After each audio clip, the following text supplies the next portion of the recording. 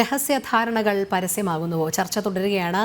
ശ്രീ സേനാപതി വേണു, ഇവിടെ പരസ്യമായി നിരാകരിക്കാത്തതിന് പിന്നിൽ ഏതെങ്കിലും രീതിയിലുള്ള ഒരു ആശങ്ക വരുന്ന ലോക്സഭാ തെരഞ്ഞെടുപ്പിൽ കോൺഗ്രസിന് മേലുണ്ടോ? കാരണം നേരത്തെ നമ്മൾ ചർച്ചയിൽ സൂചിപ്പിച്ചതുപോലെ ബംഗളൂരു നിയമസഭാ തെരഞ്ഞെടുപ്പിലടക്കം മുസ്ലിം സംഘടനകളുടെ പിന്തുണ തേടിയിരുന്നു. അത്തരത്തിൽ നേടിയ വോട്ടിന്റെ വിജയം പിന്നീട് അവർ മന്ത്രിസഭാ രൂപീകരണത്തിൽ അടക്കം ഉന്നയിച്ച ആവശ്യങ്ങൾ വലിയ രീതിയിൽ കോൺഗ്രസിനെ പ്രതിസന്ധിയിലാഴ്ത്തിയതുമാണ്. ഇവിടെ എന്തായാലും ഭരണം പിടിക്കുക അല്ലെങ്കിൽ വലിയ രീതിയിലുള്ള വോട്ട് നേടുക എന്നുള്ളതിന്റെ ലക്ഷ്യത്തിൽ കൂടുതൽ വോട്ട് എങ്ങനെ സമാഹരിക്കാം എന്നുള്ളത് മാത്രമാണോ കോൺഗ്രസിനെ സംബന്ധിച്ചിടത്തോളം ഇപ്പോൾ മുന്നിലുള്ളത്? അതിന്റെ ഭാഗമായിട്ടാണോ ഈ പരസ്യ നിരാകരണം വരാത്തത്?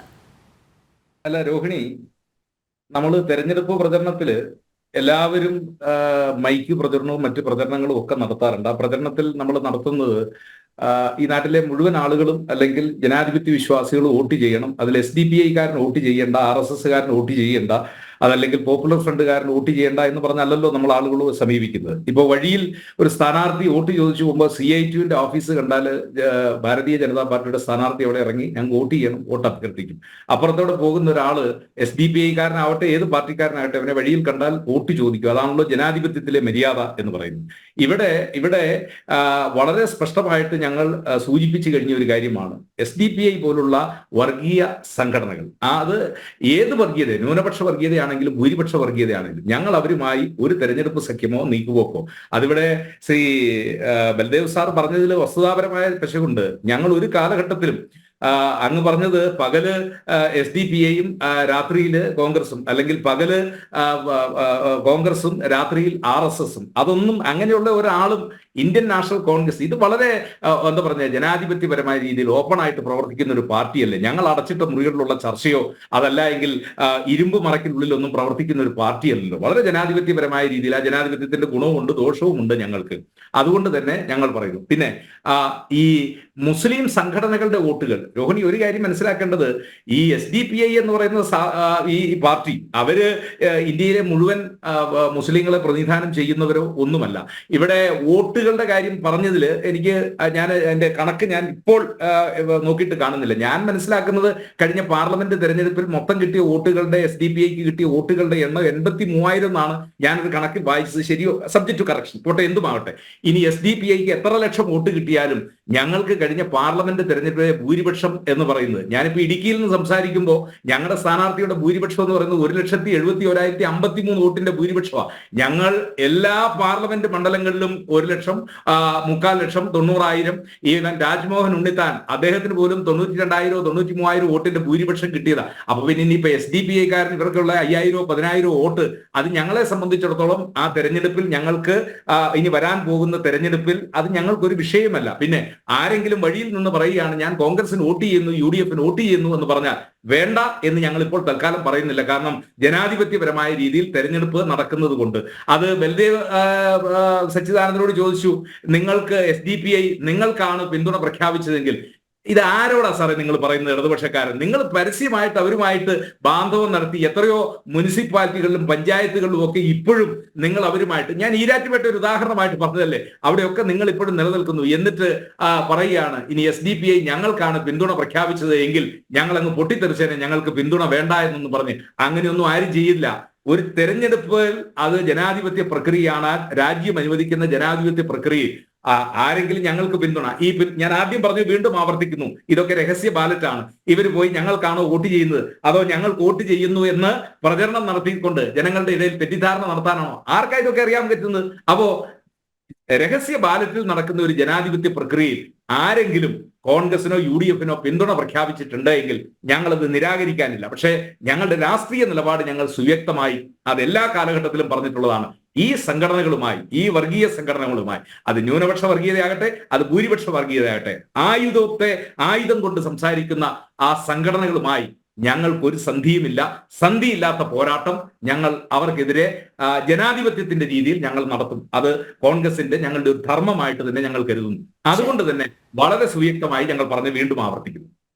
ശരി, ശ്രീ മുസ്തഫ കുമേരി, ഇവിടെ UDF എന്തായാലും പരസ്യമായി നിരാകരിക്കുന്നില്ല. പക്ഷേ നമുക്കറിയാം ഈ കഴിഞ്ഞ മാർച്ച് 21-ന് SDPI സംഘടിപ്പിച്ച ഇഫ്താർ വിരുന്നിൽ എന്തായാലും UDF LDF നിലവിലെ സ്ഥാനാർത്ഥികൾ വന്നിരുന്നു. കോഴിക്കോട്ടെ UDF LDF സ്ഥാനാർത്ഥികളാണ് വന്നിരുന്നത്. എളമരം കരീമും MK രാഘവനും വന്നു. അതിനോട് അന്ന് അവർ രണ്ടുപേരും മാധ്യമങ്ങളോട് പ്രതികരിച്ചത് പതിവ് പോലെ തന്നെ ഇഫ്താർ വിരുന്നല്ലേ എന്നുള്ളതാണ്. ഇതിൽ പ്രത്യേകിച്ച് രാഷ്ട്രീയ ലക്ഷ്യങ്ങളൊന്നുമില്ല എന്നുള്ളത്. നേരത്തെ മുസ്തഫ കൊമ്മേരി പറഞ്ഞു BJPയെ എതിർക്കുന്ന കക്ഷികളുമായി തങ്ങൾ ചങ്ങാത്തം കൂടും എന്ന്. പക്ഷേ അവിടെ UDF എന്തുകൊണ്ട് എന്ന് ചോദിച്ചാൽ വ്യക്തമായ ഒരു ഉത്തരം വന്നില്ല. ഒരുപക്ഷെ LDFന്റെ ഭാഗത്തു നിന്നും ഇപ്പോഴുണ്ടാകുന്ന പരസ്യ പ്രതികരണങ്ങളും അതുമാത്രമല്ല CPM-നുള്ളിൽ SDPIക്ക് എതിരെ കഴിഞ്ഞ വർഷങ്ങളിലൊക്കെ ഉയർന്ന ചില ശബ്ദങ്ങളുമാണോ നിങ്ങളെ ഇപ്പോൾ ലോക്സഭാ തെരഞ്ഞെടുപ്പിൽ UDFനെ പിന്തുണച്ചേക്കാം എന്നുള്ളൊരു നിലപാടിലേക്ക് എത്തിച്ചേർന്നത്?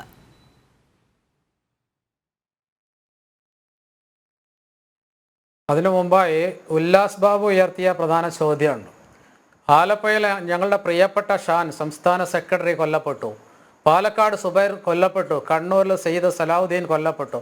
അങ്ങനെ നിരവധിയായ പ്രവർത്തകർ ഈ പ്രസ്ഥാനത്തിന് നഷ്ടപ്പെട്ടു. നല്ല ഭംഗിയുള്ള വാക്കുകൾ അദ്ദേഹം പറയുകയുണ്ടായി. ഇന്ത്യയിലെ ജഗൽപൂരും ബഗൽപൂരും സൂറത്തും കോയമ്പത്തൂരും ബോംബെയിലും ഗുജറാത്തിലും അടക്കം നിരവധി കലാപ കേസുകളിൽ പ്രതികളാക്കപ്പെട്ട ശ്രീകൃഷ്ണ കമ്മീഷൻ ഉൾപ്പെടെ കൃത്യമായി റിപ്പോർട്ട് പുറത്തുവിട്ടിട്ടുള്ള പ്രസ്ഥാനത്തിൻ്റെ ആളായി ഈ ചാനൽ ചർച്ചയിൽ വന്നിട്ട് സുന്ദരമായ വാക്കുകൾ പറയുമ്പോൾ നമ്മളത് മനസ്സിലാക്കേണ്ടതുണ്ട്. ഈ രാജ്യത്തിലെ മുഴുവൻ ജനങ്ങളും മണിപ്പൂരിലെ ഏതാനും മാസങ്ങൾക്ക് മുമ്പ് നമ്മൾ കണ്ടില്ലേ, ക്രൈസ്തവ സഹോദരങ്ങളുടെ വീടുകൾ ഇടിച്ചു നിരത്തിയിട്ടും അവരുടെ ക്രൈസ്തവ സ്ഥാപനങ്ങൾ പൊളിച്ചടക്കിയിട്ടും ക്രൈസ്തവർക്കെതിരെ ക്രൂരമായിട്ടുള്ള അക്രമങ്ങൾ അയച്ചുവിട്ടിട്ടും ഇന്ന് വരെ പ്രധാനമന്ത്രി നരേന്ദ്രമോദി അവിടെ പോയിട്ടില്ല. ആ കാര്യത്തിൽ BJP നിലപാട് സ്വീകരിച്ചിട്ടില്ല.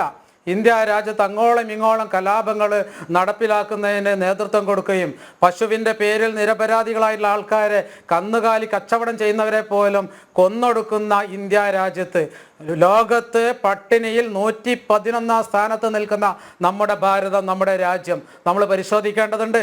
ഇന്ത്യ വികസിക്കുന്നു, ഇന്ത്യയിലെ കുറെ റോഡുകൾ വരുന്നു, കുറെ പാലങ്ങൾ വരുന്നു. കേരളത്തിൽ സഞ്ജിത്ത് വധം, ശ്രീനിവാസൻ വധം, രഞ്ജിത്ത് ശ്രീനിവാസൻ വധം, ഇതിലൊക്കെ പ്രതികൾ SDPIക്കാരാണ്. 101 സ്ഥാനത്താണ് ഇന്ത്യ രാജ്യത്തുള്ളത്. അങ്ങനെ ഇന്ത്യ രാജ്യത്തിൻ്റെ ഭരണ മേഖലയിൽ രോഹിണി മനസ്സിലാക്കേണ്ടതുണ്ട്. ബാക്കിയുള്ളവർക്ക് നിങ്ങൾ സമയം കൊടുത്തു. ഇന്ത്യ രാജ്യത്തിൻ്റെ ഭരണ മേഖലയിൽ എല്ലാ മേഖലയും തകർച്ച അനുഭവിക്കുകയാണ്.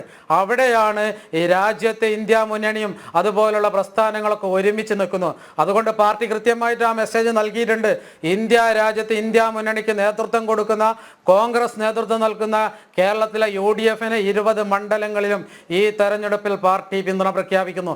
പാർട്ടി മാത്രമല്ല, ഇന്ത്യയിലെ കേരളത്തിലെ ഒരുവിധ സംഘടനകളും പ്രസ്ഥാനങ്ങളും പൊതുസമൂഹവും UDFന് പിന്തുണ പ്രഖ്യാപിക്കുന്നു.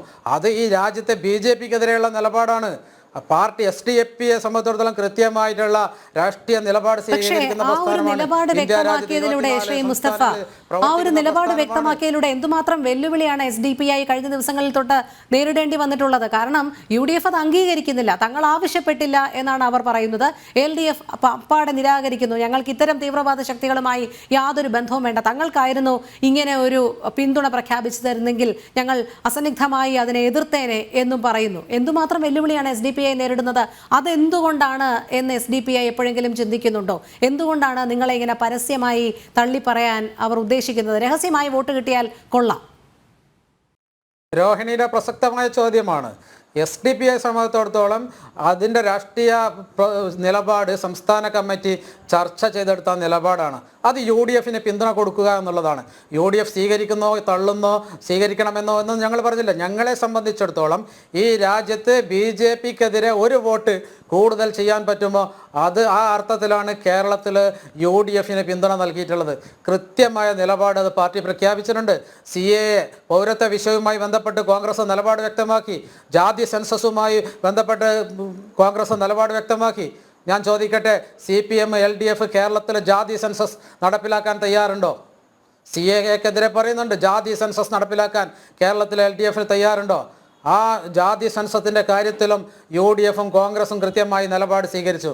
അതുകൊണ്ട് social democratic party of India എന്ന് പറയുന്നത് ഇന്ത്യയിലെ മുഴുവൻ ജനങ്ങളും എല്ലാ വിഭാഗം ജനങ്ങളും പ്രവർത്തിക്കുന്ന, ഹിന്ദുവും മുസ്ലിമും ക്രൈസ്തവനും മതമുള്ളവനും മതമില്ലാത്തവനും ഒരുപോലെ പ്രവർത്തിക്കുന്ന രാഷ്ട്രീയ പ്രസ്ഥാനമാണ് social democratic party of India. അതുകൊണ്ട് അതിൻ്റെ രാഷ്ട്രീയ നിലപാട് കൃത്യമാണ്.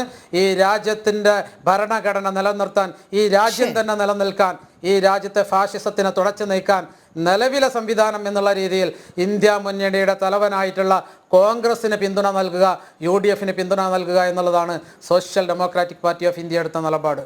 ശരി, ശ്രീ ഉല്ലാസ് ബാബുവിലേക്ക് എത്താം. അതിനു മുൻപ് ശ്രീ ബൽദേവ് സച്ചിദാനന്ദൻ, നേരത്തെ SDP-യുമായി യാതൊരു ധാരണയും CPM-നോ ഇടതുപക്ഷത്തിനോ ഇല്ല എന്നാണ് താങ്കൾ പറഞ്ഞത്. നമുക്കറിയാം, ഈരാറ്റുപേട്ട മിനി സിവിൽ സ്റ്റേഷൻ നിർമ്മാണവുമായി ബന്ധപ്പെട്ട SP കാർത്തിക് നൽകിയ ഒരു റിപ്പോർട്ടുണ്ട് ആഭ്യന്തര വകുപ്പിന്.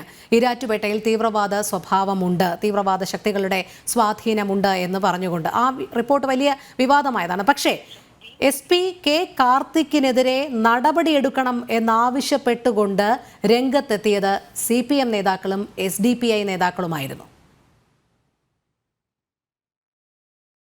ഇന്ത്യയിൽ ഒരുപാട് സ്ഥലങ്ങളിൽ ഇതുപോലെയുള്ള രഹസ്യ റിപ്പോർട്ടുകളും വിജിലൻസ് റിപ്പോർട്ടുകളൊക്കെ വരുന്നുണ്ട്. അത് ഒരു തീവ്രവാദ സംഘടനയ്ക്കെതിരെയല്ല. ഇവിടെ നേരത്തെ പറഞ്ഞതുപോലെ SDP-യുടെ സംസ്ഥാന സെക്രട്ടറി ഷാൻ കൊല ചെയ്യപ്പെട്ടു. ആര് കൊല ചെയ്യപ്പെടുന്നതെന്ന് ഞങ്ങളൊന്നും അംഗീകരിക്കുന്നൊന്നുമില്ല. അതിന്റെ തൊട്ടടുത്ത ദിവസമാണ് രഞ്ജിത്ത് ശ്രീനിവാസൻ കൊല ചെയ്യപ്പെട്ടത്. ഇതിന് രണ്ടിനെയും ഞങ്ങൾ ഒരേ രീതിയിലാണ് കാണുന്നത്.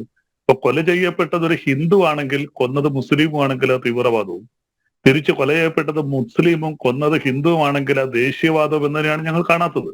ഇപ്പൊ ഷാൻ കൊല ചെയ്യപ്പെട്ടത് തീവ്രവാദ സ്വഭാവം തന്നെയാണ്, കൊന്നത് RSSകാരാണ്. ഞങ്ങൾ അതിന്റെ തീവ്രവാദമായിട്ട് തന്നെയാണ് കാണുന്നത്. അതുപോലെ തന്നെ പല സ്ഥലങ്ങളിൽ ഇതുപോലുള്ള രഹസ്യ റിപ്പോർട്ടുകൾ വരുന്നുണ്ട്. നമ്മളിവിടെ ഒരു ജമ്മു കാശ്മീരിലെ ഗവർണർ പറഞ്ഞല്ലോ പുറത്തു വന്നു. അദ്ദേഹത്തിന്റെ ഇപ്പോഴത്തെ സ്ഥിതി എന്താ? അവിടെ ഒരു ആക്രമണം ഉണ്ടാകാൻ സാധ്യതയുണ്ട്, അവിടുത്തെ സൈനികർക്ക് നേരെ തീവ്രവാദ ആക്രമണം ഉണ്ടാകാൻ സാധ്യതയുണ്ടെന്ന് റിപ്പോർട്ട് കൊടുത്തിരുന്നല്ലോ. എത്ര സൈനികരാ നമുക്ക് നഷ്ടപ്പെട്ടത്? അതുകൊണ്ടല്ല, ഒരു പ്രദേശത്ത് തീവ്രവാദ സ്വഭാവം ഉണ്ടെന്നുള്ള റിപ്പോർട്ടിനെ എന്തിന് CPM എതിർക്കണം? SDP-യുമായി ചേർന്നുകൊണ്ട് ആ റിപ്പോർട്ട് നൽകിയ SP-ക്കെതിരെ നടപടിയെടുക്കണമെന്ന് ആവശ്യപ്പെടുന്നത് എന്തിനാണ്? അല്ല, ആ സ്വഭാവം ഒരു സ്റ്റേറ്റിൽ അതേതെങ്കിലും രീതിയിലുള്ള പ്രീണനമല്ലേ? ഞങ്ങളുടെ നിലപാടിത നിങ്ങൾക്ക് വ്യക്തമാക്കി തരുന്നു ഞങ്ങൾ എന്നുള്ള ഒരു പ്രീണനമല്ലായിരുന്നു അത്? ഇന്ത്യയുടെ അതിർത്തിയാക്കുന്ന പട്ടാളക്കാരുടെ ജീവന് എന്തെങ്കിലും ദോഷം സംഭവിക്കുമെന്ന് പറഞ്ഞ ഗവർണർ ഇപ്പൊ എവിടെ നിൽക്കുന്നു? അദ്ദേഹത്തിന് ED അറസ്റ്റ് ചെയ്ത് അകത്താക്കിയിട്ടില്ലെന്നുള്ളതേ ഉള്ളൂ. ഇതുപോലെ ഒരുപാട് രഹസ്യ റിപ്പോർട്ടുകൾ നേരത്തെ വന്നിട്ടുണ്ട്. വടക്കേ ഇന്ത്യയിൽ നടന്ന പല സ്ഫോടനങ്ങളും അറിഞ്ഞുകൊണ്ട് നടക്കട്ടെ എന്ന് വിചാരിച്ചു. ഏറ്റവും അവസാനമായിട്ട് അമേരിക്കൻ പ്രസിഡന്റ് ഒബാമ വന്നിട്ട് പോയതിനു മുമ്പ് എന്തൊക്കെ ഇവിടെ നടന്നത്? അതിന് രഹസ്യ റിപ്പോർട്ട് ഉണ്ടായിരുന്നു. അദ്ദേഹം തിരിച്ചുപോയാൽ ഉടൻ തന്നെ BJP-യുടെ MP ഉൾപ്പെടെയുള്ളവരുടെ നേതൃത്വത്തിൽ, കേന്ദ്രമന്ത്രിമാർ ഉൾപ്പെടെയുള്ളവരുടെ നേതൃത്വത്തിൽ ഡൽഹിയിൽ സംഘർഷം നടക്കും. ഡൽഹിയുടെ വടക്ക് കിഴക്കൻ സ്ഥലങ്ങളിൽ നൂറുകണക്കിന് മുസ്ലിങ്ങളുടെ വീടാണ് തകർത്തത്. എന്തിനാ? അവർ ആന്റി-CA സമരത്തിൽ പങ്കെടുത്തു. അതിന് ഇന്റലിജൻസ് റിപ്പോർട്ട് ഉണ്ടായിരുന്നു. ഒരു പോലീസ് ഓഫീസർ, IPS ഓഫീസർ അവിടെ കൊല ചെയ്യപ്പെട്ടു. ഇന്റലിജൻസ് ബ്യൂറോയിലെ ഉദ്യോഗസ്ഥൻ കൊല ചെയ്യപ്പെട്ടു. അതൊക്കെ കേന്ദ്ര ആഭ്യന്തര മന്ത്രാലയം എന്തിനാ പൂഴ്ത്തിവെച്ചത്? എന്ത് നടപടികളാണ് അവിടെ സ്വീകരിച്ചത്? അങ്ങനെ നൂറുകണക്കിന് വരെ കൊല ചെയ്യപ്പെടുകയും. ശ്രീ ബൽദേവ്, നമുക്ക് നൂറുകണക്കിന് ഇന്റലിജൻസ് റിപ്പോർട്ടുകൾ വരും. അത്തരത്തിൽ കേരളം ഭീകരവാദികളുടെ ഹബ്ബാകുന്നു എന്നുള്ളതും ഇന്റലിജൻസ് റിപ്പോർട്ടുകൾ തന്നെയാണ്. IS-ലേക്ക് റിക്രൂട്ട്മെന്റുകൾ നടക്കുന്നു എന്നുള്ളതും ഇന്റലിജൻസ് റിപ്പോർട്ട് തന്നെയാണ്. ഇന്റലിജൻസിന്റെ ഉദ്ദേശം തന്നെ അതാണല്ലോ. പക്ഷെ അതല്ല ഇവിടെ ചോദിച്ചത്. ഒരു കേരളത്തിലെ ഒരു ഭാഗത്ത് തീവ്രവാദ സ്വഭാവമുണ്ട് എന്നുള്ള റിപ്പോർട്ട് നൽകുമ്പോൾ ആ റിപ്പോർട്ട് എഴുതിയ ഉദ്യോഗസ്ഥനെതിരെ നടപടിയെടുക്കണം എന്തിന് അവിടുത്തെ CPM പ്രാദേശിക നേതാക്കൾ ആവശ്യപ്പെട്ടു എന്നുള്ളതാണ്. അല്ല, അത് റിപ്പോർട്ടുകളായി കാണൂ. പഠനത്തിന്റെ അടിസ്ഥാനത്തിലാണല്ലോ അവർ റിപ്പോർട്ടുകൾ രൂപീകരിക്കുന്നത്.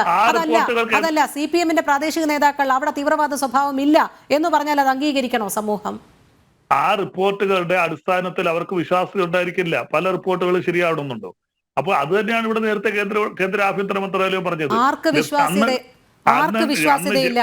അവിടുത്തെ SDPI CPM ബാന്ധവത്തിലുള്ളവർക്കോ വിശ്വാസ്യതയില്ലാത്തത്? അതുകൊണ്ടാണോ PFI നിരോധനത്തിന്റെ അടുത്ത ദിവസം കേരളം മുഴുവൻ കത്തിച്ചപ്പോൾ, ഇത്രയധികം വാഹനങ്ങളും പൊതുസ്വത്തും നശിപ്പിച്ചപ്പോൾ, കോടിക്കണക്കിന് രൂപയുടെ പൊതുമുതൽ നശിപ്പിച്ചപ്പോൾ ആഭ്യന്തര വകുപ്പ് ഒന്നും മിണ്ടാതെ, ഒരു കൈവിരൽ പോലും അനക്കാതെ മിണ്ടാതിരുന്നത്? ഒരു രാഷ്ട്രീയ പാർട്ടി നിരോധിക്കുമ്പോൾ സ്വാഭാവികമായിട്ട് ആ പാർട്ടി RSSനെ നിരോധിച്ചിട്ടില്ലേ? നിരോധിക്കുമ്പോൾ തീർച്ചയായിട്ടും ആ രാഷ്ട്രീയ പാർട്ടി നിരോധിക്കുമ്പോൾ അവർ ശക്തമായ പ്രക്ഷോഭമായിട്ട് മുന്നോട്ട് വരും. അത് സ്വാഭാവികമാണ്. ഒരു സംസ്ഥാനത്തെ ക്രമസമാധാന നില തകരുന്നത് സ്വാഭാവികമായ ഒരു പ്രക്രിയയാണ് എന്നാണ് സംസ്ഥാന ഭരണം, ആഭ്യന്തര വകുപ്പ് കൈയാളുന്ന മുഖ്യമന്ത്രി പറയുന്നത്, അല്ലേ? അത് മാത്രമല്ല, മുഖ്യമന്ത്രി അന്ന് വളരെ നല്ലൊരു വാചകം പറയുകയുണ്ടായി, PFIക്ക് ഒരിക്കലും വേട്ടയാടുന്നു എന്നുള്ള തോന്നല് ഉണ്ടാകരുതെന്ന്. ആ രീതിയിലായിരിക്കണം പോലീസിന്റെ നടപടിയെന്ന്. ഞാനൊന്ന് പറയട്ടെ രോഹിണി, എന്തെങ്കിലും പറയാൻ അനുവദിക്കാറുണ്ടല്ലേ? ഇവിടെ അന്ന് നടന്ന സംഭവം, PFI എന്ന പാർട്ടി നിരോധിച്ചപ്പോൾ അവർ സ്വാഭാവികമായിട്ട് കേരളത്തിൽ സംഘടനാപരമായി വളരെ കൂടുതൽ സമരം ഉണ്ടായി, കൂടുതൽ അക്രമ സംഭവങ്ങളുണ്ട്. നിങ്ങൾക്കറിയാമോ എത്ര കോടി രൂപ ഈ PFIക്കാർ കെട്ടിവെച്ചതിന് ശേഷമാണ് PDPP ആക്ടിട്ട് കേസെടുത്ത് അവർ ജാമ്യത്തിൽ പോയത്? PDP പാക്ക് ഇട്ട് കഴിഞ്ഞാൽ ഇപ്പോൾ എത്ര കോടി രൂപ, എത്ര ലക്ഷം രൂപയുടെ നഷ്ടം വരുത്തും? ആ പൈസയായിട്ട് കെട്ടിവെക്കണം. പണ്ട് 2 പറ്റിയിട്ട് കൊണ്ടുവച്ചാൽ മതിയായിരുന്നു. ആ കോടിക്കണക്കിന് രൂപ അവർ കെട്ടിവെച്ചിട്ടാണ് അവർ ജാമ്യത്തിൽ പോയി. അത് ഗവൺമെന്റ് എടുത്ത ശക്തമായ നിലപാടാണ്. അല്ല, കോടതിയുടെ നിർണായകമായ ഇടപെടലാണ്. അത് കോടതിയുടെ നിർണായകമായ ഇടപെടലാണ്. പൊതുമുതൽ നശിപ്പിച്ചാൽ അത് നശിപ്പിക്കുന്നവർക്കെതിരെ അതിന്റെ പിഴത്തുക ഈടാക്കണം എന്നുള്ളത് കോടതിയുടെ ഇടപെടലാണ്. ആ ശക്തമായ ഇടപെടൽ ഉണ്ടായതുകൊണ്ടാണ് അന്ന് അത്രയും പേർ ജാമ്യമില്ലാതെ ഏറെക്കാലം നിന്നത്. 1 മാസത്തോളം ജാമ്യമില്ലാതെ നിൽക്കേണ്ടി വന്നത്. കോടിക്കണക്കിന് രൂപ കെട്ടിവെച്ചിട്ട് തന്നെയാണ് ജാമ്യ ഹർജികൾ പരിഗണിക്കാൻ തുടങ്ങിയത്. ഞാനെന്ന് പറഞ്ഞിട്ട് ഓരോ നിയമങ്ങൾ വരുമ്പോൾ ആ നിയമങ്ങളുടെ കുറിച്ച് തീരുമാനിക്കുന്ന, ആ നിയമം ലെജിസ്ലേറ്റ് ചെയ്യുന്നവരാണ്. ഇതിന് എത്ര രൂപ ഫൈൻ അടിക്കണം, എങ്ങനെ ഫൈൻ വാങ്ങിക്കണം, അതൊരു പെറ്റി കേസ് പോയാൽ ഇപ്പൊ മദ്യപിച്ചുകൊണ്ട് വണ്ടി ഓടിക്കും. നേരത്തെ 3000 രൂപ, ഇപ്പൊ അത് 17,700 കേരള. അപ്പൊ ഇത് അന്ന് ഈ നമ്മുടെ സംസ്ഥാന ആഭ്യന്തര വകുപ്പിന്റെ പോലീസ് ഉദ്യോഗസ്ഥർ പറയുന്ന കണക്കുകൾ താങ്കൾ ഓർക്കാത്തത് കൊണ്ടല്ല. റവന്യൂ വിഭാഗം പറഞ്ഞത് ഇതുവരെ അത് കാൽക്കുലേറ്റ് ചെയ്യാൻ പറ്റിയിട്ടില്ല എന്നായിരുന്നു. 1 മാസം കഴിഞ്ഞിട്ടും അതിന്മേലുള്ള നടപടി എന്തായി എന്ന് ചോദിച്ചപ്പോൾ, NIA ചോദിച്ചപ്പോൾ അതിന്മേലുള്ള നടപടി എന്താണ് എന്ന് NIA ചോദിച്ചപ്പോൾ ഇവിടുത്തെ ആഭ്യന്തര വകുപ്പും റവന്യൂ വിഭാഗവും പറഞ്ഞത് ഇതുവരെ അതിന്റെ കണക്കെടുപ്പ് പൂർത്തിയായില്ല, ഞങ്ങൾക്കത് ഇതുവരെ നൽകാൻ കഴിയുന്നില്ല എന്നായിരുന്നു. അവിടെയാണോ സംസ്ഥാന സർക്കാരിന്റെ ഇച്ഛാശക്തിയെ കുറിച്ച് താങ്കൾ പറയുന്നത്? ഞാനൊന്ന് പറയട്ടെ, എനിക്ക് ഇടയ്ക്കേറി പറയണമെങ്കിൽ ഞാൻ മിണ്ടാതിരിക്കാം. ഇല്ല, താങ്കൾ പറഞ്ഞു. സംസ്ഥാന സർക്കാരിന്റെ ഇച്ഛാശക്തിയെ കുറിച്ച് ഇപ്പൊ ഇലക്ട്രൽ ബോണ്ടിന്റെ കൊച്ചു പാർട്ടികളെല്ലാം കൊണ്ടെന്ന് പറഞ്ഞാൽ ജാക്ക് ഇത്ര കോടി രൂപ കിട്ടിയെന്ന്. എന്ത് BJP 6,000 കോടി രൂപ വാങ്ങിച്ചിട്ട് ആരാ തന്നെന്ന് പറയാത്ത? എന്താ ഇന്ത്യ ഭരിക്കുന്ന പാർട്ടിയല്ലേ? ആ 10,000 കോടി രൂപയ്ക്കകത്ത് 6,000 കോടി രൂപ BJPക്കാ കിട്ടിയത്. കോൺഗ്രസ് പറഞ്ഞാൽ ഞങ്ങൾക്ക് ഇന്നാരൊക്കെയാണ് ഈ പൈസ തന്നത്, കമ്മ്യൂണിസ്റ്റ് പാർട്ടികൾ വാങ്ങിച്ചിട്ടില്ല, തൃണമൂൽ കോൺഗ്രസ് വാങ്ങിച്ചു, ഇന്നാരാണ് തന്നെയെന്ന് പറഞ്ഞു. എന്താ BJP പറയാത്തത്? സുപ്രീം കോടതിയാണ് പറഞ്ഞേക്കുന്നത്, സ്റ്റേറ്റ് ബാങ്കിനോട് ആവശ്യപ്പെട്ടു. ഇപ്പോഴും അവർ പറഞ്ഞിട്ടില്ല. കാര്യം ഇലക്ട്രൽ ബോണ്ട് ആര് തന്നുവെന്ന് അതാത് പാർട്ടികൾ പറയണം. ബാങ്കിൽ നിന്ന് നമ്മൾ വാങ്ങിക്കുന്നില്ല, കോടിക്കണക്കിനോട് ഇലക്ട്രൽ ബോണ്ട് ഞാൻ ചെന്നാലും തരും. ആ ബോണ്ട് എനിക്ക് ഇഷ്ടമുള്ളവർക്ക് കൊടുക്കാം. അപ്പൊ വാങ്ങിച്ച ആൾ പറയണത് ഇന്നാരാതെന്ന് ബാങ്കിന് പറയാൻ പറ്റില്ല. ബാങ്ക് 50 കോടിയും കണക്കുകൾ ഉണ്ടല്ലോ. ഇന്ന പാർട്ടികൾക്ക് ഇത്രായിരം കോടി രൂപയുടെ ബോണ്ടുകൾ കിട്ടി എന്നുള്ളത് കൃത്യമായ കണക്കുകൾ കോടതിക്ക് മുൻപാകെ വന്നല്ലോ. അങ്ങനെയാണെങ്കിൽ അതേ സമാന സ്വഭാവമല്ലേ ശ്രീ ബൽദേവ് ഇവിടെ കേരളത്തിൽ മുഖ്യമന്ത്രി പിണറായി വിജയൻ കാണിക്കുന്നത്? നവകേരള യാത്രയ്ക്ക് സ്പോൺസർഷിപ്പിലൂടെയാണ് നൽകിയത്. പക്ഷേ സ്പോൺസർഷിപ്പ് നൽകിയത് ആരാണെന്ന് ഞങ്ങൾ പറയുകയില്ല. ആ ഫണ്ട് 100 കോടിക്ക് അടുത്തുള്ള ഫണ്ട് കിട്ടിയത് ആരാണ് ഞങ്ങൾക്ക് സംഭാവന നൽകിയതെന്ന് ഞങ്ങൾ പറയുകയില്ല. സമാന സ്വഭാവം തന്നെയാണല്ലോ ഇവിടെയും അനുവർത്തിക്കുന്നത്. സ്പോൺസർഷിപ്പ് പോലെയുള്ള എല്ലാ രാഷ്ട്രീയ പാർട്ടികളും പ്രക്ഷോഭങ്ങൾ നടത്തുമ്പോൾ, എന്ത് പരിപാടികൾ നടത്തുമ്പോഴും ആരെങ്കിലും ഒക്കെ കൊണ്ട്, ഞങ്ങളൊരു കൊച്ചു പാർട്ടി, എന്റെ പാർട്ടി, ഞങ്ങൾ പലരുടെ കയ്യിൽ നിന്ന് സംഭാവന വഹിക്കുക, സ്പോൺസർ അല്ല, സ്വന്തമായിട്ട് കൈ എടുത്ത് പണം എപ്പോഴും ചെലവാക്കാൻ പറ്റില്ല. ഇതങ്ങനെയാണോ 1000 കോടി രൂപ? ആരാണ് തന്നത്? പൈസ പിരിച്ചല്ല. നിങ്ങൾ 6,000 കോടി രൂപ വാങ്ങിച്ചു. ആരാണ് നിങ്ങൾക്ക് 6,000 കോടി രൂപ? പക്ഷേ വലിയൊരു ആരോപണമുണ്ട്. അങ്ങനെ ഒരു കൊച്ചു പാർട്ടിക്ക് ചെറിയ സ്പോൺസർഷിപ്പുകളല്ല.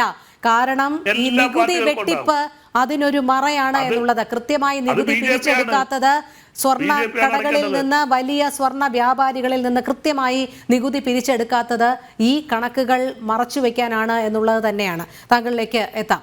ശ്രീ ഉല്ലാസ് ബാബു, ഇവിടെ എന്തായാലും വർഗീയ ശക്തി RSS BJP മാത്രമാണ് എന്നാണ് എല്ലാ പാർട്ടികളും ഉന്നയിക്കുന്ന ആക്ഷേപം. ശ്രീ ബൽദേവ് സച്ചിദാനന്ദൻ, അദ്ദേഹം ഒരുപാട് ചർച്ചകൾ ഞാൻ അദ്ദേഹത്തിൻ്റെ കൂടെ ഇരുന്നിട്ടുണ്ട്.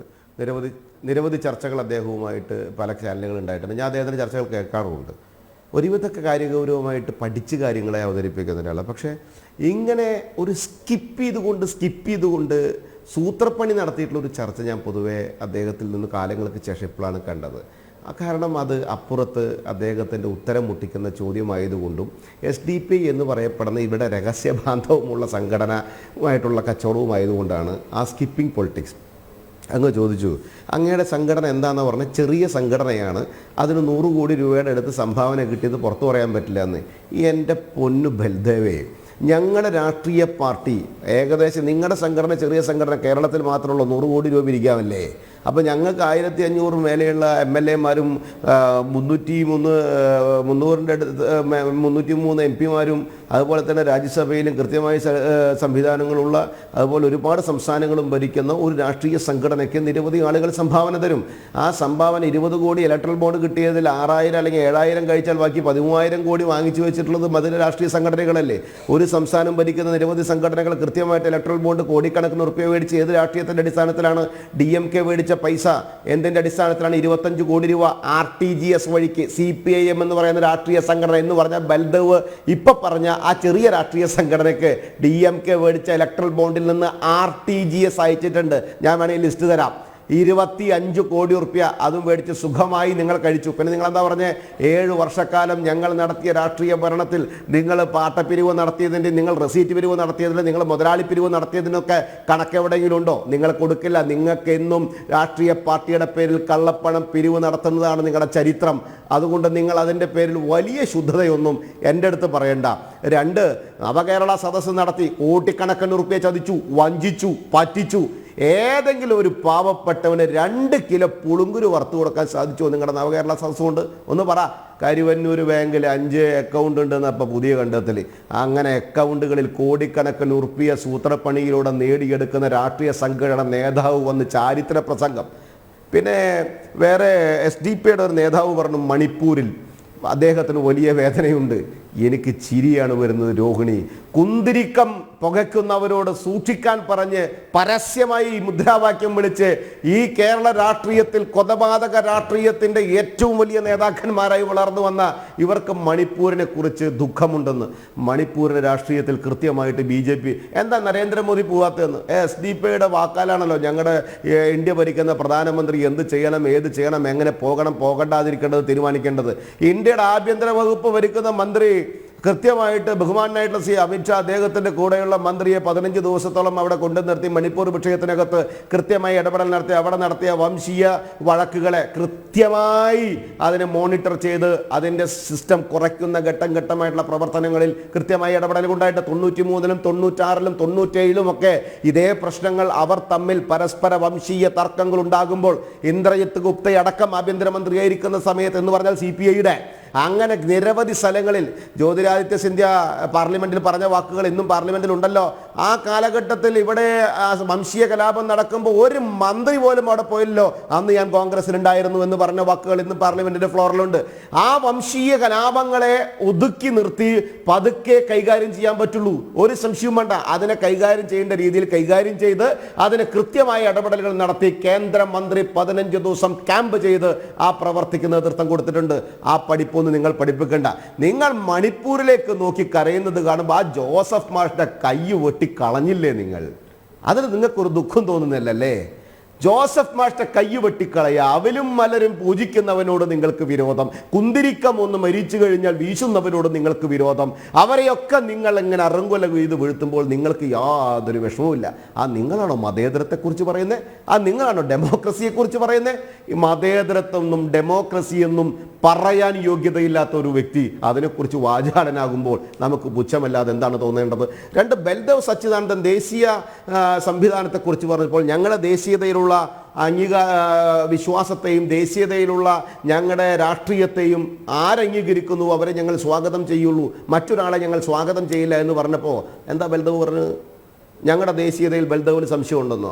പിന്നെ ബൽദേവിൻ്റെ കമ്മ്യൂണിസ്റ്റ് മാർക്സിസ്റ്റ് പാർട്ടിയുടെ ദേശീയതയിലാണോ ഞങ്ങൾ വിശ്വസിക്കേണ്ടത്? നിങ്ങളുടെ വിശ്വസിക്കുന്ന രാഷ്ട്രീയ സംവിധാനത്തിലാണോ ഞങ്ങൾ അംഗീകരിക്കേണ്ടത്? ബൽദേവ് സച്ചിദാനന്ദൻ, ഈ കേരളത്തിൽ ഇരുന്നു കൊണ്ട് നിങ്ങൾ ഈ രാഷ്ട്രീയ പ്രവർത്തനത്തിൻ്റെ സൂത്രപ്പണി എത്ര കാലമായി നടത്തി തുടങ്ങിയിട്ട്? ഇന്ത്യ മഹാരാജ്യത്ത് നിരവധി 543 പാർലമെന്റ് സീറ്റിൽ ഒരു സ്ഥാനാർത്ഥിയെ നിർത്താൻ സാധിക്കാത്ത ആളുകളാണ് നിങ്ങൾ. 543-ലും സ്ഥാനാർത്ഥിയെ നിർത്താൻ സാധിക്കാത്ത രാഷ്ട്രീയ പാർട്ടിയാണ്. ഞാൻ എന്തു പറയുമ്പോഴും കേരളത്തെ വെച്ച് നിങ്ങളെ പറയുന്നത് എന്തുകൊണ്ടാണെന്ന് അറിയോ?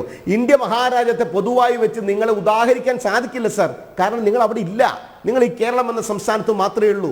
ഞങ്ങൾ 543 സ്ഥലങ്ങളും മത്സരിച്ച് കൃത്യമായി 10 വർഷക്കാലം ഈ ഇന്ത്യ മഹാരാജ്യത്ത് ജയിച്ചു വന്നത് ഞങ്ങളുടെ ആ ദേശീയ ബോധം പൊതുജനങ്ങൾ ഉൾക്കൊള്ളുന്നതുകൊണ്ടാണ്.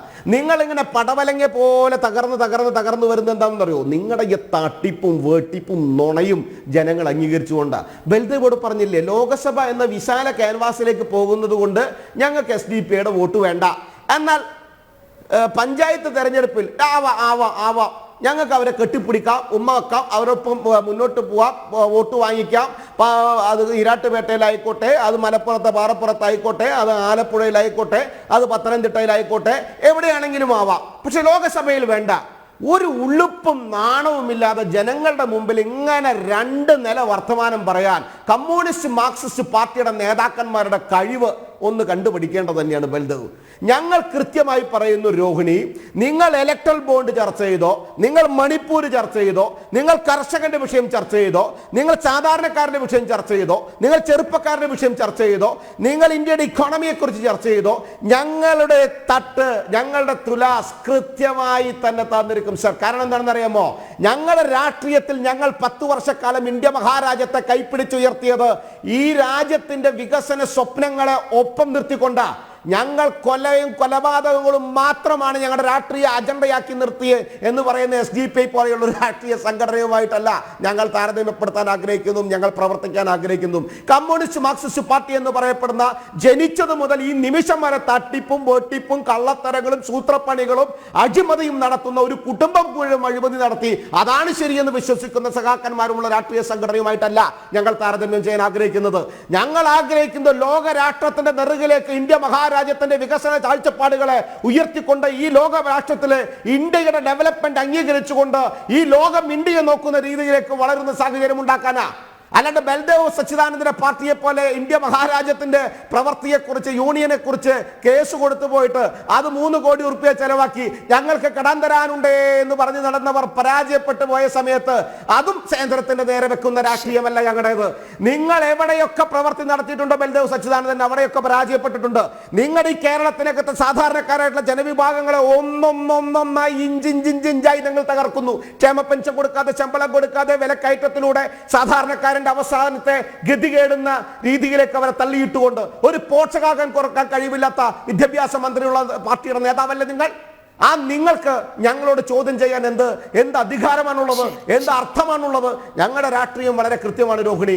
10 വർഷക്കാലം ഇന്ത്യ മഹാരാജ്യത്തെ വികസന കാഴ്ചപ്പാടുകളെ കൃത്യമായി നടപ്പിലാക്കിക്കൊണ്ട് ഞങ്ങൾ പാവപ്പെട്ട കുട്ടികളുടെ വിഷയം വന്നു, ബെട്ടി ബച്ചാവോ ബെട്ടി പഠാവോ, ഞങ്ങൾ അമ്മമാരുടെ വിഷയം വന്നു, മാതൃവന്ദന യോജന, ഞങ്ങൾക്ക് അരി കൊടുക്കേണ്ട വിഷയം വന്നു, ഞങ്ങൾ ആ കൃത്യമായിട്ട് അരി കൊടുത്തു. കോവിഡ് സമയത്ത് എല്ലാവർക്കും വാക്സിൻ കൊടുക്കണം, ഉത്തരവാദിത്തമുണ്ട്, ഞങ്ങളത് ഉത്തരവാദിത്തം നിറവേറ്റപ്പെടുന്നു. ഞങ്ങൾ സാധാരണക്കാരും സ്വയം പര്യാപ്തം നേടണമെന്ന വികസന കാഴ്ചപ്പാടുണ്ടാക്കി. ഞങ്ങൾ മൈക്രോ സ്മോൾ സ്കെയിൽ ഇൻഡസ്ട്രീസിലൂടെ സ്റ്റാൻഡപ്പ് പദ്ധതികളും സ്റ്റാർട്ടപ്പ് പദ്ധതികളും മേക്ക് ഇൻ ഇന്ത്യയും കൊണ്ടുവന്നു. ഞങ്ങൾ ഈ നാടിന്റെ ഓരോ ചെറിയ കാര്യങ്ങളും ഞങ്ങൾ കൃത്യമാക്കുന്നു. ഞങ്ങൾ അധികാരത്തിൽ വരുന്ന സമയത്ത് എത്ര എയർപോർട്ടാ ഇന്ത്യക്കകത്ത്, ഇന്ന് എത്ര എയർപോർട്ടാ, ഇവിടുത്തെ ഇക്കോണമി എന്നാ, ഇവിടുത്തെ ഇന്നത്തെ കാലഘട്ടത്തിൽ ഇക്കോണമിയുടെ ഡെവലപ്മെന്റ് എന്താ? ഞങ്ങൾ പറയുന്ന വന്ദേ ഭാരത് അടക്കമുള്ള റെയിൽവേ വികസനമടക്കം, പ്രസാദ് നഗർ പദ്ധതി അടക്കം, അമൃത് നഗർ പദ്ധതി അടക്കം, ഞങ്ങൾ ഈ നാടിന്റെ ചെറിയ ചെറിയ വികസനങ്ങളെ ഞങ്ങൾ മുന്നിൽ നിർത്തുക. ഇവർ അപ്പൊ പറഞ്ഞു അദാനിയുടെ കൂടെയാണ്, ഇവർ അപ്പൊ പറഞ്ഞു അംബാനിയുടെ കൂടെയാണ്. നിങ്ങൾ ഇടപെടുന്നത് ശ്രീ മുസ്തഫ കൊമേരി, എന്തായാലും SDPIയുടെ ഈ പിന്തുണ പ്രഖ്യാപനത്തിലൂടെ SDPIയെ ഇടത് വലത് മുന്നണികൾ ഏതു രീതിയിലാണ് കാണുന്നത്, പരസ്യമായി ഏതു രീതിയിലാണ് കാണുന്നത് എന്നുള്ളത് വ്യക്തമായി കഴിഞ്ഞു. ഇരുവരും നിരാകരിക്കുന്ന കാഴ്ച കണ്ടു. ലോക്സഭാ തെരഞ്ഞെടുപ്പിൽ UDFനെ പിന്തുണയ്ക്കാം എന്നുള്ള തീരുമാനം നാളെ ഒരു കാലത്ത് ഏതെങ്കിലും രീതിയിൽ കേരളത്തിൽ കോൺഗ്രസ് ജയിക്കാനിടയായതിൻ്റെ ഉത്തരവാദിത്വം അല്ലെങ്കിൽ അതിൻ്റെ ഒരു അവകാശവാദവുമായി SDPIക്ക് അവരുടെ കൂടെ നിൽക്കാം എന്നുള്ള ഒരു സ്വപ്നത്തിൻ്റെ അടിസ്ഥാനത്തിലാണോ? രാഷ്ട്രീയ നിലപാടുകൾ, ചർച്ചകൾ നടന്നുകൊണ്ടിരിക്കുകയാണ്. പല ചാനലുകളും, മാതൃഭൂമി ഉൾപ്പെടെ പല ചാനലുകളും നടത്തിയ സർവേ പ്രകാരം കേരളത്തിൽ അതിശക്തമായിട്ടുള്ള മത്സരമാണ് നടന്നുകൊണ്ടിരിക്കുന്നത്. പല മണ്ഡലങ്ങളും നിർണായകമാണ്.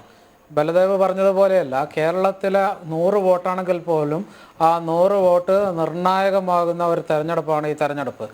20 നിയോജക മണ്ഡലങ്ങളിലും ശക്തമായ മത്സരം നടക്കുന്നു എന്നുള്ളതാണ് നമുക്ക് മനസ്സിലാക്കാൻ വേണ്ടി സാധിക്കുന്നത്. തീർച്ചയായിട്ടും ജനാധിപത്യത്തിനെ ശക്തിപ്പെടുത്താനും രാജ്യത്തിൻ്റെ നിലനിൽപ്പിനും വേണ്ടി social democratic party of India കൃത്യമായ നിലപാട് സ്വീകരിച്ചിരിക്കുകയാണ്. ആ നിലപാട് നാടിൻ്റെ വികസനത്തിനും നാടിൻ്റെ നന്മക്കും മാനവികത ഉയർത്തിപ്പിടിച്ചുകൊണ്ട് ഒരുമിച്ച് നിൽക്കാൻ പറ്റുന്ന ഒരു സംവിധാനം എന്നുള്ള രീതിയിൽ ഇന്ന് നിലവിൽ ഇന്ത്യ മുന്നണിയാണ് ആകെ പ്രതീക്ഷ നൽകുന്നത്.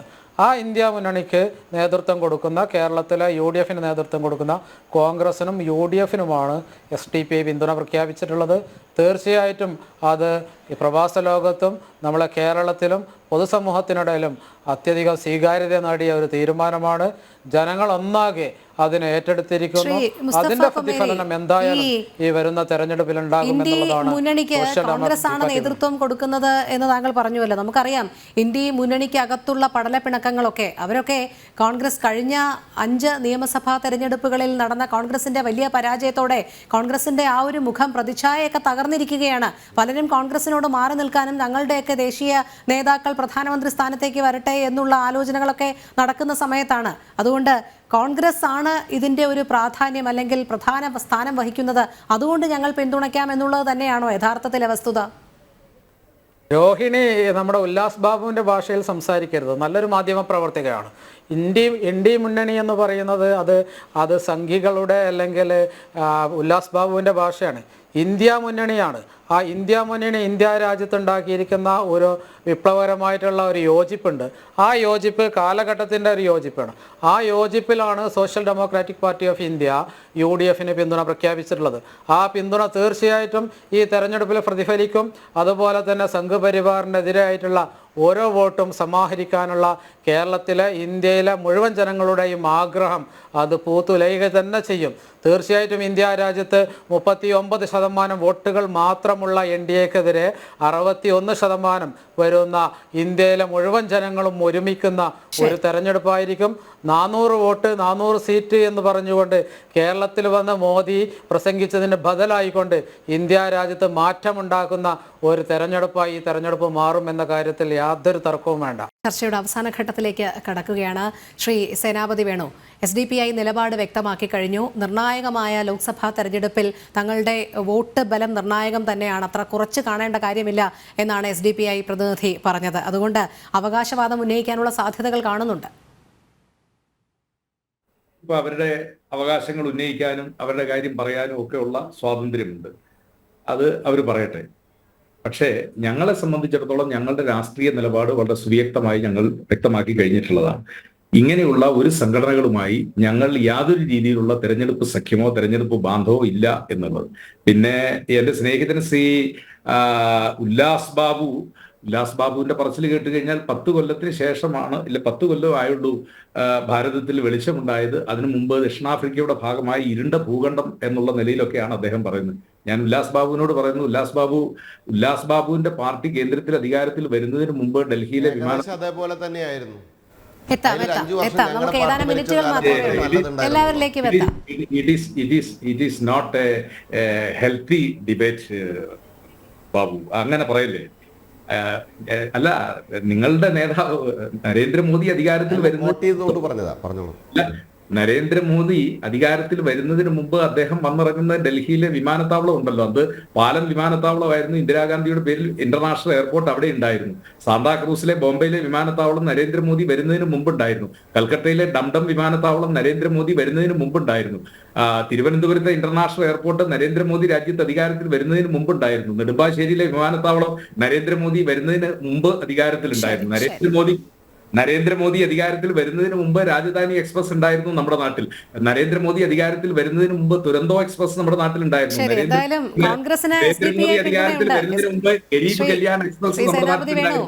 അല്ല, ഞാൻ പറഞ്ഞത് നരേന്ദ്രമോദി അധികാരത്തിൽ വരുന്നതിന് മുമ്പ് IIT ഉണ്ടായിരുന്നു, എയിംസ് ഉണ്ടായിരുന്നു, ISRO ഉണ്ടായിരുന്നു. ഇതൊക്കെ നമ്മുടെ നാട്ടിലുണ്ടായിരുന്നു. അത് മോദി വന്നതിന് ശേഷം ഒന്നും ഉണ്ടായതല്ല. അത് അങ്ങനെയാണ് എന്ന് നിങ്ങൾ വളരെ നാടകീയമായിട്ട് പ്രചരണം നടത്തുന്നു. കഴിഞ്ഞ 10 കൊല്ലം കൊണ്ട് ഇവിടെ എന്തോ വലിയ കാര്യങ്ങളൊക്കെ സംഭവിച്ചു. ഒന്നുമില്ല. 58 കൊല്ലം ഈ രാജ്യം ഭരിച്ച് കോൺഗ്രസ് ഞങ്ങൾ കൊണ്ടുവന്നതിനപ്പുറത്തേക്ക് 200 രൂപയുടെ നോട്ടും 2000-ന്റെ നിരോധിച്ച നോട്ടും അല്ലാതെ പുതിയതായി ഒന്നും നിങ്ങൾക്ക് കൊണ്ടുവരാനായിട്ട് കഴിഞ്ഞിട്ടില്ല.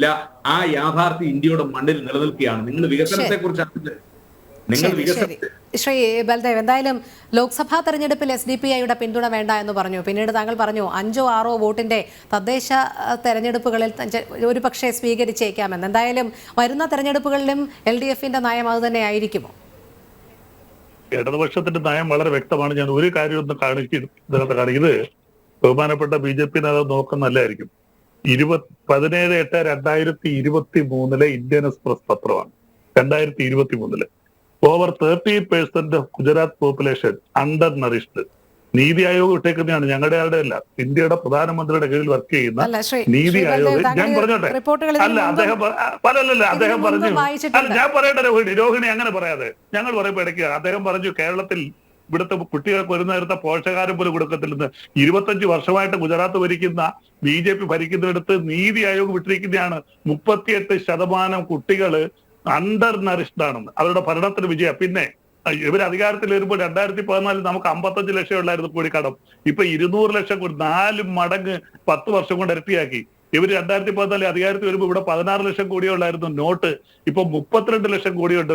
ഈ 16 വർഷമായിട്ട് ഇവര് 16 ലക്ഷം കോടി രൂപ റിസർവ് ബാങ്കിനെ കൊണ്ട് നോട്ട് അടുപ്പിച്ചിട്ട് 5-6 റോഡ് പണിച്ചിട്ട് എന്താ പറയുന്നത്. പിന്നെ ഇവരൊക്കെ വലിയ പാർട്ടിയായിരുന്നു. ഇവര് 2 MP-മാരുമായിട്ട് ലോക്സഭയിൽ ഇരുന്ന പാർട്ടിയാണ്. അന്ന് ഞങ്ങൾക്ക് 10-40 MP-മാരുണ്ടായിരുന്നു. അത് പിന്നീട് പള്ളി പൊളിച്ചും വർഗീയ സംഘർഷം ഉണ്ടാക്കിയും ഗുജറാത്ത് കലാപം ഉണ്ടാക്കിയും വടക്കേതിൽ ഒത്തിരി സംഘർഷങ്ങളൊക്കെ ഉണ്ടാക്കി കുറച്ച് MP-മാര് വളർന്നു. ഇതില്ല മഴയത്തെ കുമിള പോലാണ് ഉല്ലാസ്. ഇത് ഇതുപോലെ തകർന്നു പോകും. ഇങ്ങനെ വളർന്നു പോകുന്നത് ഒന്നും ശാശ്വതമായിട്ട് നിന്നിട്ടില്ല. ഇത് തകരും. ജനാധിപത്യ മതേതര പ്രസ്ഥാനങ്ങൾ ഇന്ത്യയിൽ തിരിച്ചു വരുന്നുള്ള കാര്യത്തിൽ യാതൊരു തർക്കവുമില്ല. നിങ്ങളെല്ലാം വിഡ്ഢികളുടെ സ്വർഗത്തിലാണ്. ഇത് വന്നാൽ 4-5 വർഷത്തിനകം ഈ വളർച്ച തകർന്നു വീഴും, കുമിള പോലെ പൊട്ടിപ്പോകും. ശരി, ശ്രീ ഉല്ലാസ് ബാബു. സേനാപതി വേണു പറഞ്ഞല്ലോ, അദ്ദേഹം എയർപോർട്ടിൻ്റെ പേരൊക്കെ പറഞ്ഞു. നിങ്ങൾ വരുമ്പോൾ 74 എയർപോർട്ട്, നൗ 150 എയർപോർട്ട്. നിങ്ങൾ വരുന്ന സമയത്ത് ഇവിടെ ഉണ്ടായിരുന്നത് 7 എയിംസുകൾ, ഇപ്പോൾ 22. നിങ്ങൾ വരുമ്പോൾ പോകുമ്പോൾ ഉണ്ടായിരുന്നത് 384 മെഡിക്കൽ കോളേജ്, ഇപ്പോൾ ഉള്ളത് 700+ മെഡിക്കൽ കോളേജ്, 5 മെട്രോകൾ. ഇന്ന് നിങ്ങൾ പോകുമ്പോൾ 5 മെട്രോകൾ, ഇന്ന് 200 മെട്രോകൾ. നിങ്ങൾ പോകുന്ന സമയത്ത് 35% മാത്രം ഇലക്ട്രിഫിക്കേഷൻ റെയിൽവേയിൽ. ഞങ്ങൾ ഈ 10 വർഷം കൊണ്ട് 100% ഇലക്ട്രിഫിക്കേഷൻ റെയിൽവേയിൽ. അങ്ങനെ നിരവധി കാര്യങ്ങൾ ഞാൻ പറയാനുണ്ട്. പിന്നെ ബൽദേവ് സച്ചിദാനന്ദൻ പറഞ്ഞ ഒരു നേരത്തെ ശമ്പളം KSRTC കൊടുക്കാൻ സാധിക്കാത്ത ബൽദേവ് സച്ചിദാനന്ദൻ, ഒരു ക്ഷേമ പെൻഷൻ കൊടുക്കാൻ പ്രാപ്തിയില്ലാത്ത ബൽദേവ് സച്ചിദാനന്ദൻ, കുട്ടികൾക്ക് പാലും പഴവും കൊടുക്കാൻ കൊടുക്കാൻ സാധിക്കാത്ത സർക്കാരിന്റെ പ്രതിനിധിയായിട്ട് ബൽദേവ് സച്ചിദാനന്ദൻ, സപ്ലൈകോയിൽ വിമാനത്തിന്റെ കണക്കുകളല്ല, ഇന്ത്യയിലെ പട്ടിണി പാവങ്ങളുടെ കണക്കുകൾ കൃത്യമായിട്ടുള്ള താങ്ങുവില കൊടുക്കാൻ സാധിക്കാത്ത ബൽദേവ് സച്ചിദാനന്ദന്റെ പാർട്ടി, ഈ കേരളത്തിൽ ശമ്പളം കൊടുക്കാൻ സാധിക്കാത്ത ബൽദേവ് സച്ചിദാനന്ദന്റെ രാഷ്ട്രീയ പാർട്ടി, സ്ത്രീ ശാക്തീകരണത്തിന്റെ പേര് പറഞ്ഞ് സ്ത്രീകളെ ബലാത്സംഗം ചെയ്ത ഏറ്റവും കൂടുതൽ കുളിസീലുകൾ എടുക്കുന്ന കേന്ദ്രങ്ങൾ പിടിപ്പിക്കാനുള്ള സച്ചിദാനന്ദന്റെ പാർട്ടി, ഈ ബൽദേവ് സച്ചിദാനന്ദന്റെ പാർട്ടിയാണോ ഇന്ത്യ മഹാരാജ്യത്തിന്റെ ഏറ്റവും കൂടുതൽ വികസനത്തെ കുറിച്ച് ഞങ്ങളോട് ചോദ്യം ചെയ്യുന്നത്? ഈ കേരളം എന്ന് പറയപ്പെടുന്ന സാധാരണക്കാരുള്ള സംസ്ഥാനത്തെ ആരും പറയുന്നത് വ്യക്തമാകുന്നില്ല. സമയക്കുറവുണ്ട്. നമ്മുടെ ചർച്ചയുടെ സമയം ഇവിടെ പൂർണ്ണമാവുകയാണ്. ഏതു വിധേനയും തെരഞ്ഞെടുപ്പിൽ ജയിക്കുക എന്ന ലക്ഷ്യത്തിൽ മാത്രം ശ്രദ്ധ കേന്ദ്രീകരിക്കുമ്പോൾ മതമൗലികവാദികളെ കൂട്ടുപിടിക്കുന്ന പ്രവണത സമൂഹത്തിന് ആപത്കരമാണ്. പ്രീണന രാഷ്ട്രീയം തെരഞ്ഞെടുപ്പ് തന്ത്രമാകുമ്പോൾ തിരിഞ്ഞുകൊത്തുന്ന ആപത്കരമായ സാഹചര്യം മറക്കാതിരുന്നാൽ നന്ന്. ജനം ഡിബേറ്റ് പൂർണ്ണമാകുന്നു. പങ്കെടുത്ത എല്ലാ അതിഥികൾക്കും നന്ദി. ഒപ്പം പ്രേക്ഷകർക്കും നമസ്തേ.